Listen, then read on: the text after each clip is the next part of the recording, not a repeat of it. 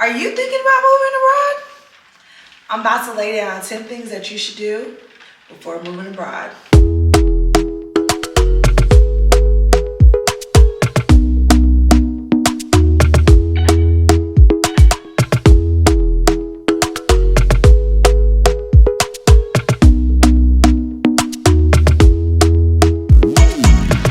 So welcome to my channel. Welcome back to my channel for everybody that's been following me. This is my second video. Woo, woo, woo. So today's video, I am going to be talking about 10 things you should do. I got my little notebook. So on today's video, I'll be talking about 10 things you should do before moving abroad. So I'm just gonna go ahead and do a little intro and just let you guys know. So back in March of last year, the girl, it's almost been a year for the girl. But back in March of last year, I decided to do the big move and move abroad. So if you know me, some of you guys might know me, some of you guys are about to get to know me, but if you know me, then you would know that for the longest time, I've been talking about that I want to move abroad and I want to be able to live and work abroad and, you know, do different things. So I finally got the opportunity. I got a job offer in Germany and you know the girl, I'm like, I gotta go. So I went ahead and accepted the job offer and I packed up all my stuff and I moved abroad. Some of the things I wish I'd known that I didn't know are some of the things that I'm about to break down in this video. But if you were like me and you've been thinking like, oh my gosh, for the longest time I just want to move abroad, do it, girl, do it, boy, do it. Like, why? There are so many reasons why you should move abroad that staying in the States, being close to family and friends shouldn't be a reason why you don't. Like, that is a reason why I do miss being in the States, but definitely live your best life and move abroad. At least just one time. Like, you can always go back and always move back to the States, but how many people can say like, you know, I lived abroad? Not that many. So, okay, let me get into my list. So I created 10 things that you should do before moving abroad. And this is just a little list to help you, like if you're deciding to move abroad. I want to give you some of the pointers that I wish I would have known before moving abroad. So my number one thing is for all those people that are scared to downsize, do it. I promise you, do it. Like anything that you do not need to bring with you, do not bring it. Because depending on how you get abroad, like if you're paying on your own to move abroad or if the government's paying for you to move abroad, all that stuff eventually is going to cost when you have to pay back the taxes on your move. But to me, like, if you don't need a lot of stuff, just leave it in storage in the States. Like, get rid of a lot of stuff that you do not need. When you're moving abroad, you do not need to take everything with you. Definitely downsize. Some of the things that I wish I didn't bring, and you know, the girl's gonna be truthful and honest with you. Some of the things I wish I didn't bring was like my Instapot, my air fryer, like a lot of things that take a lot of voltage and that I'm scared to try to use a converter for, that's gonna mess up when I move back. Like I just left those in boxes and I put them downstairs like in my storage. Like I have not even opened those boxes, don't even use it. A lot of my pots and pans based off of the stoves out here, I can't even use those, still in boxes. I ain't gonna lie, the girl had so many clothes. When I got here, I ended up getting rid of so much clothes because unlike the States, I live in Germany. So just me living in Germany in the house that I live in, it doesn't come with a lot of storage or cabinets. It doesn't come with no cabinets. Like the closets don't have no shelf. Well, there is no closet. There is no shelving. There is no nothing. So it's like you're buying stuff so that you can, I turn one of my rooms into a closet. I had to build out the storage. So everything you're doing is you're building so it can store stuff. So like I said, if you do not need it and you know you're not going to touch it for like the 30 days, don't bring it. Like don't bring all the craziness. Like I'm telling you, don't bring it. Now, if there's some things that you want to know if you should bring or not, if you're especially if you're moving to Germany since I'm here, you know, leave them in the comments and be like, you know, girl, should I bring this? And of course, I'll be willing to tell you if you should bring it or not. And then, maybe I don't know. And then maybe some of my followers will be able to help you out with some of the questions. But definitely downsize. Do not bring everything. If it was up to me and I had to do it over again, I would probably only bring clothes, linens, and towels, and just get the rest of the stuff while I'm here. Like, just truthfully. So my number 2 thing is make sure you go to all your doctors before you move abroad. It's crazy, and you might be like, what? Just go to a doctor in Germany. Baby, the insurance is not insurancing like it did in the States. Let me say that again. The insurance is not insuring like it did in the States. I'm just so thankful that I had great insurance in the States. And now that I'm not saying I don't have good insurance here. The difference is, like, when I go to a doctor here, everybody's different. Like, depending on what kind of job you have or what type of benefits you have, it's going to be completely different. I'm just talk about my standpoint from me being a government employee. I got great benefits. The only thing out here is when I do see a doctor, I pay everything up front, and then I submit my claim, and then they reimburse me. With me being in Germany, one thing I don't like, and if my insurance people are on here, I hope you listening. I don't like how they do a dollar for dollar match, because baby, the euro and the dollar are not dollar for dollar. And if they were, I would be so happy. But I feel like when I submit a claim and I say it's like 69 euros, it's gonna be $69, and my bank account says 74.80.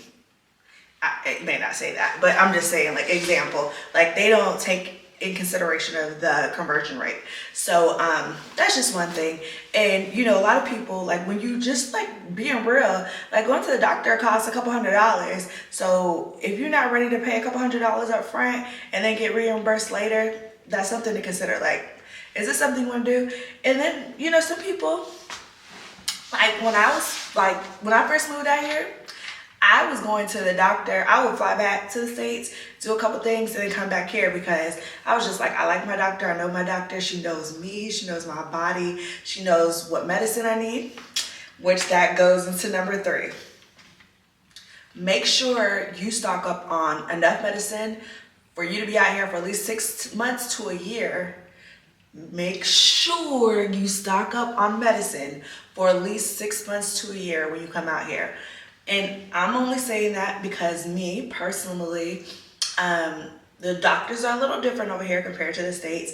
And, I don't got that European physique and stuff. So, they comparing my body to European people, and my body ain't bodying like they are.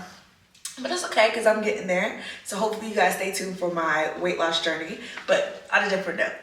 I made sure to get enough medicine for at least a year, so that until I'm able to be comfortable enough to find a doctor out here, I'll have the medicine I need. I don't want to go a long period of time without taking the medicine that I need, because, depending on what medicine you're on, it could be a life or death situation. I pray to God it's not like that, but at the same time, just at least try to make sure that you get enough medicine for at least 6 months to a year. It is a lot cheaper versus, out here. It depends on what kind of, like I said, it all depends on the insurance that you have, and how they deal with foreign insurances. I know with my insurance, everything is out of network. So in the States, you're probably used to everything being in network because you're in the network. Out here, everybody's outside of the network unless you go back to the States. So, just take some of that stuff into consideration. Kind of look at insurance plans before you move abroad, and it'll give you a better understanding of, like, what exactly that insurance is going to cover and what's going to have to come out of pocket. But please don't make that be a decision why you don't move abroad, because that's just something really small in the spectrum of all the benefits of moving abroad. But let's get back to this list of 10 things that you need to know. So we already went over downsizing. We talked about making sure that you visit all your doctors before you go. And I'm talking about everything: primary doctor, OBGYN, like everybody that you go to, dentist, like everything. Do all that before you come, so at least you'll be ready. You'll be going to a new place, have everything that you need. You'll have all your medicine, which is the 3rd thing, and you'll just feel comfortable. You'll be ready to be in a new place. So my fourth thing, like, are we getting through this list? So my fourth thing is make sure you have travel adapters. Do not be like me. Okay, so no lie, I ain't gonna, we cool and stuff. Like I said, I'm opening up. So my first day I got to Germany. I got off the plane and I was just like, oh, I'm ready to get to a hotel. My phone is on like 10%. My dad's calling me like, did you make it? I'm like, I need to charge my phone. I need to charge my phone. And all I had was an American charger. And I was like, I got to the hotel and I was like, okay, I'm about to, I'm thinking it's on base. Okay, you on base, you got American outlets. No, boo, boo. I was like, oh shit. I don't know if I can cuss. But anyway, I was like, oh my gosh, I don't have an adapter so I can like charge my phone or do anything. So I had to go down to the front desk and they had one, thank God. And they're able to give out, I think it's like 2 to 3 adapters per room. So that was really good. But some people might not be that fortunate. You might go to a hotel, they may not have adapters to give you. You might be running like, somewhere to a gas station or something real quick to get an adapter. If you can get an adapter, I would not get a whole bunch. I would get at least 1 to 2 of them so that you'll be able to at least manage when you first get here. And then just get the rest when you're here because they're a lot cheaper. I'm not gonna lie, because you're in the country that you're gonna be living in. But my adapters that I use over my house are like $2 to like $4 an adapter. When a lot of people, they travel, they spend about $20 on the universal adapters. And you don't necessarily need a universal adapter because you're not going everywhere. Like you're literally in your house. So you just need the European adapters so that you'll be able to convert over whatever you're trying to do. Now, definitely, a lot of people say like, definitely make sure you know what you're charging and what the voltage can go up to, because don't say Nicole said that you can use the adapter on everything, because that's not true. And I'm not trying to get nothing blown up and you blame it on me because you watched my YouTube video and I just told you to go get an adapter. Like, nah, make sure you know what adapters can be used for what. And if it can't be used on that adapter, don't do it. Like, don't have your house burning up and smoking because you decided to use an adapter for something that couldn't take that much voltage. So all that to say, make sure you at least come with at least 1 or 2 adapters. The next thing that I have is number 5. A lot of people, no lie, like especially government people, like a lot of people move overseas to save money.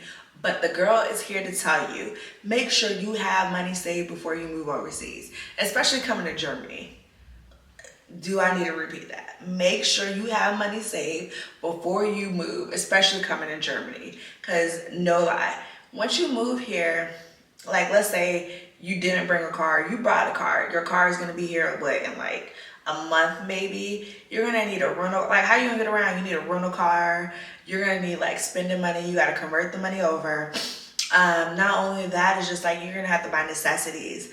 One of my biggest things that I spent a lot of money on, and which I'm thankful that I did save before I came here, was my deposit. The deposits out here are outrageous. Like I'm thinking in the States, like, they just want the first and last month deposit and stuff like that, and you good, you gooch. Here, I had to pay 2 months, and so the deposit was just 2 months. And then I also had to pay my first month. So let's just say like 3 months. And that's, average. Some people charge 3 to 4 months as far as the deposit. And you still got to pay the first month.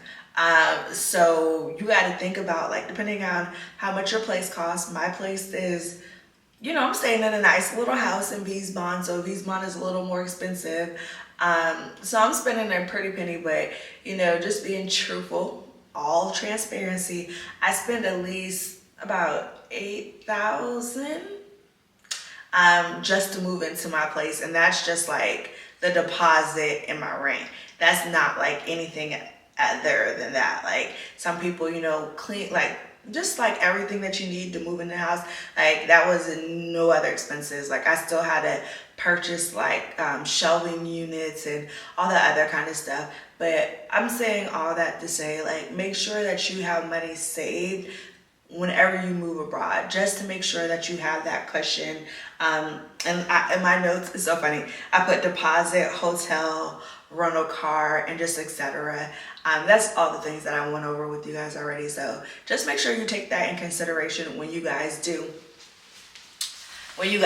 move. And this is not real fur. Like, it's cold outside. Like, it was this whole snowstorm today. And it's the locals that have been here, I call them locals, the people that have been at my job for a couple of years, they'll be like, it wasn't even snowing. I'd be like, psh, it was snowing so bad I wouldn't get on the road. But anyways, I'm sorry. That's just like my personality. Okay, so the next thing, look at, we down to number 5. We halfway done, baby. Ooh. Okay, so let's get into number 6. So my number 6 thing that you should do before coming to Germany is just learn some basic words. Like, it is going to be so hard for you to be in a country and you don't know how to say nothing, and you getting off the airplane and you be like, what direction do I go to get to customs? Or where is the exit at? Or where is the bathroom? Just like basic terms. Because what if nobody speaks English? You're going to be SOL. So at least you can do is kind of like go online. People that don't know what like podcast or what kind of like learning app to go to YouTube. Just find like basic words for whatever country that you're going to, just so that you can know at least the basics to get you at least from the airport to whatever location you want to do. And it's so crazy because the girl, I ain't gonna lie, the girl didn't do that, and I was just like, I called my sponsor and I was like, girl, these people don't know no English. Like, everybody I keep on running into, they can't speak no English. Like, where do I go? And she was like literally guiding me on the phone. And it's so crazy because look, I'm not even getting into the phone situation on this list. And that's one thing too, like, I didn't put that on my list, but it probably should be the number 7. Make sure, like, if you're moving abroad, my phone carrier, and I'm not going to say who it is because I ain't trying to get dined out or nothing. I don't want them to start looking into my plan and stuff. But see if your phone carrier is global. And if it is, make sure that you get on a good global plan so that you don't have to lose your phone number, your contacts, or anything. And you'll be able to talk to your friends and family while you're overseas. A lot of people, they don't keep their phone number. They're like, I'm overseas, I'm abroad, I'm going to get me, like, I'm in Germany, I'm gonna get me a German number, and then they can just hit me up via WhatsApp. Just me personally, like, I got an emotional attachment to my phone number. No, I'm just playing. But no, I tried to do the other fake number stuff, and it'd be so funny because my dad will be ignoring my calls. If you do watch my video, Daddy, I love you. But he'll be ignoring my phone and blocking my fake number that I'm trying to call him from. And I was just like, you know what, I'm just gonna keep my number and we're just gonna keep it like that. And I do like that because all my apps that are attached to my phone number, it just makes my life so much simpler. So if that's something that you guys want to do, to me, I like it. If you guys want recommendations on what phone plan to do, especially if you're working as a government civilian and you're living abroad, I can definitely tell you what I have in a DM or maybe in the comments, but I don't want them to like watch this video and be like, baby girl, you been over there a little too long, and you ain't told us that you was gonna be overseas that long. Like, I don't need that happening. Okay, so I'm like, I don't even know how I even got to that. Okay, so number 6 is at least learn the basics as far as the language, so you'll be able to at least talk to somebody, like if you're trying to find directions or trying to just get to your hotel and stuff like that. Just the basics to get you from the airport to your destination. Number 7. So depending on how you decide to move abroad, the girl right here, I'm a government employee. So, I'm moving over here through the government. Some people move abroad.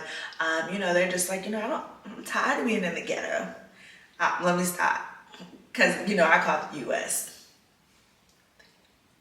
But some people just be like, I'm just tired of living in the States. I want to live abroad, and they just pick up and just move. Certain places you can only do that for like 3 months. Some places you can get a work visa, you can do whatever. But before you move abroad, make sure you understand what the process is. Either you need a government passport, you need a work visa, a school visa, whatever the process is. Make sure you're familiar with it, understand how long you can be on that visa. I don't need you getting deported out here and getting deported back to the States because you didn't know what the visa process was. Or you trying to get into the country and they be like, where's your return flight? You're only supposed to be here for 3 months. Hey, the girl knows. But anyways, just just look into the process, just so you can be more familiar. The next thing is number 8. This may not be on everybody's list, but it is on mine.